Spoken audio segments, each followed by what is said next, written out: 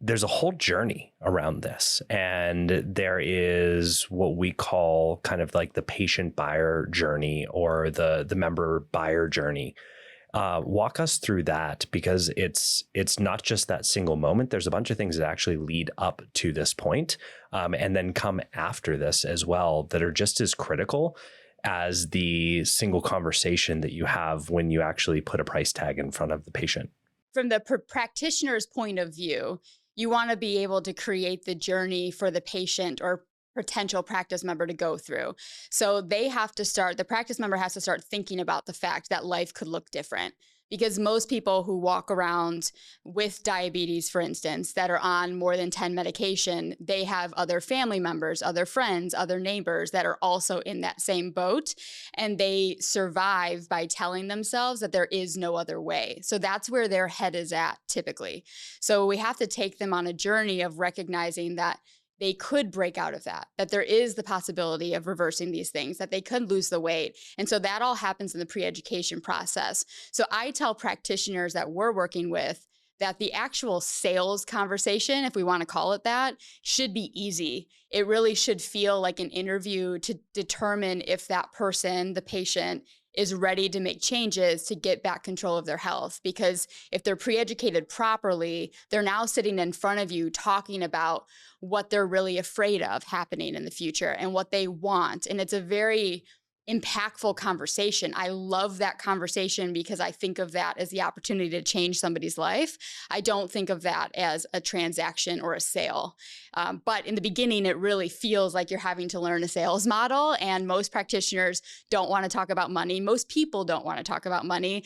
And one of our practitioners actually told me this once upon a time. He's now very successful in this model. He sells over $10,000 even dollar programs really well. But he told me that the most hated people are salespeople, and he didn't want to be a salesperson. And that's how everybody feels. Like, so if you're looking at this as a transaction, you're going to be stuck.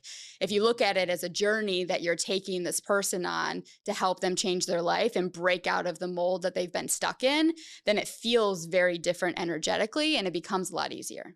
Yeah, I mean, I remember also because I was in this position and would do those conversations and feeling very much going into this like I didn't want to be a used car salesman, right? Like, that's the scariest thing for me.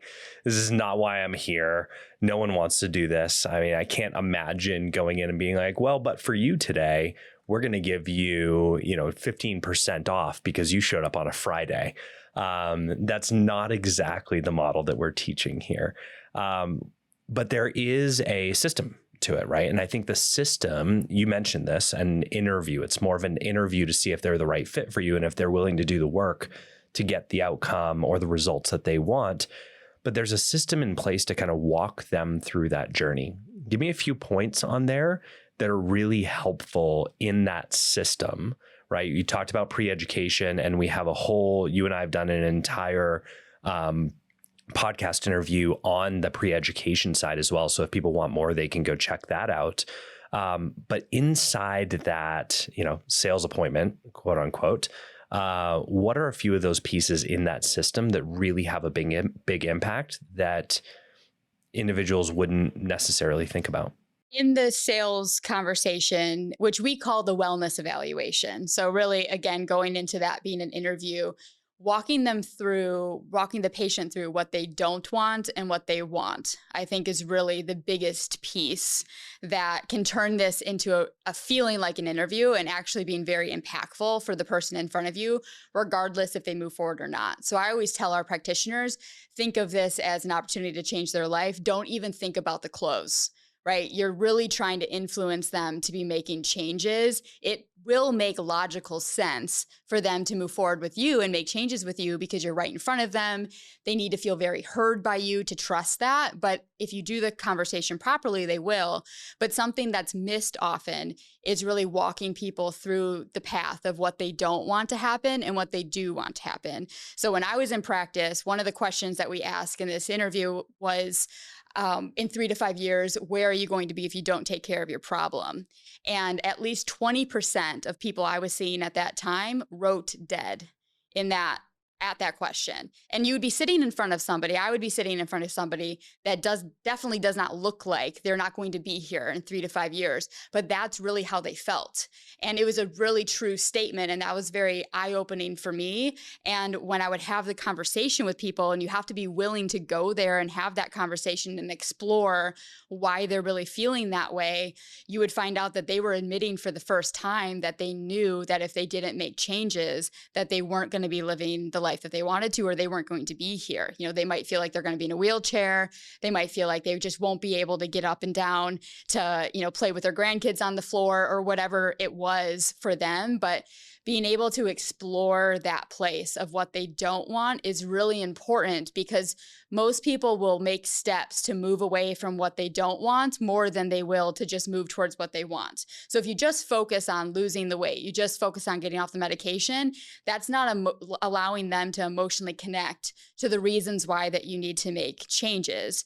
And I would say for everybody listening, like, to me, this is a opportunity to allow that person to connect to something deeply so they will actually change their life. Like, that's what this actually does for me, more than me just trying to get a sale. Like, that's not really what it's about. I'm not just trying to move somebody into a program, but this one conversation I'm having is going to dictate how they operate through the program of care that I'm putting together for them.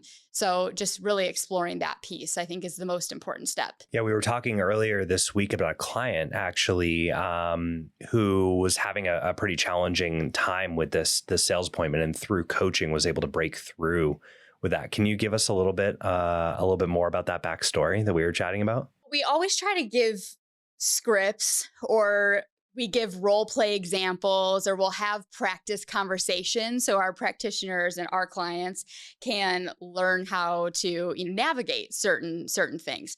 But sometimes clients will take a quote I said or another coach said and try to use it all the time. And that's what was happening with this client in particular that Seth's talking about.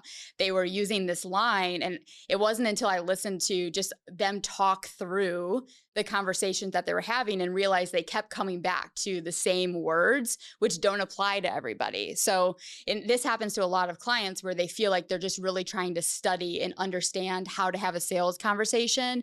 And they say things that it's because it's how they're delivering it that just doesn't, it feels salesy. It feels like the used car salesman, like you mentioned. So that happened to a particular client that then finally had a breakthrough, but it does happen all the time. So you mentioned in that reviewing, right? You're like, I was reviewing this client's work and saw this, came across this.